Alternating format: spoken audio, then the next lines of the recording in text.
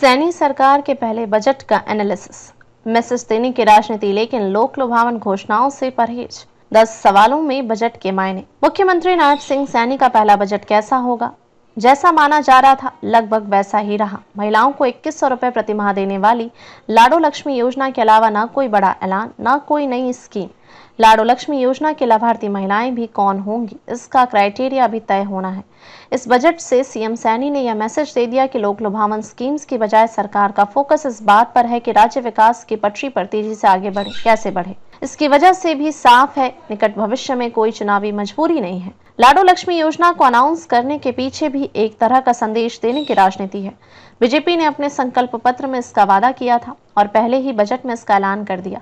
महिलाओं के लिए कुछ इस तरह की वादा कांग्रेस ने 2022 में हिमाचल प्रदेश और आम आदमी पार्टी ने पंजाब में किया था।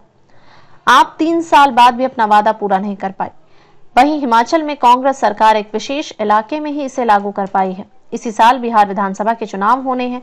दिल्ली हरियाणा बीजेपी ने महिलाओं से किया गया वादा पूरा करके एक तरह से यह संदेश देने की कोशिश की है कि उसकी कथनी और करनी में अंतर नहीं है।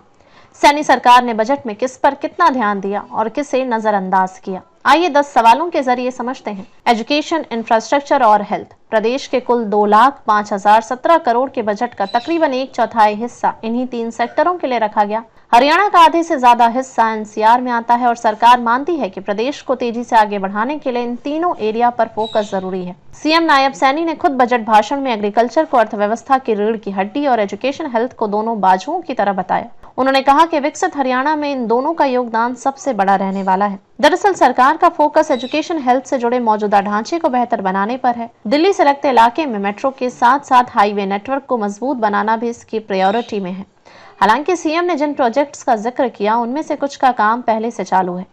शिक्षा के लिए 26,091.43 करोड़ रुपए का प्रावधान किया गया है। यह पिछले वर्ष के 24,578.96 करोड़ रुपए की तुलना में 6.15% अधिक है। सरकारी स्कूलों में 1500 नए स्मार्ट क्लासरूम, 1000 नए विज्ञान और गणित प्रयोगशालाएं, 3 नए विश्वविद्यालय, प्रत्येक जिले में एक नया पॉलिटेक्निक कॉलेज, 25 नए स्किल डेवलपमेंट सेंटर, शिक्षकों के वेतन और प्रशिक्षण के लिए 2500 करोड़ रुपए रखे गए हैं। इंफ्रास्ट्रक्चर के लिए 19,004 करोड़ रुपए का बजट रखा गया है। ये पैसे मुख्य तौर पर गुरुग्राम मेट्रो के विस्तार, फरीदाबाद से गुरुग्राम तक हाईवे, औद्योगिक क्षेत्रों को जोड़ने के लिए अंबाला में बाईपास, दिल्ली पानीपत हाईवे का विस्तार समेत 42 सड़क परियोजनाओं पर खर्च किए जाएंगे। स्वास्थ्य के लिए 10,159.54 करोड़ रुपए का प्रावधान किया गया है। यह पिछले वर्ष के 9,391.87 करोड़ रुपए की तुलना में 8.17% अधिक है।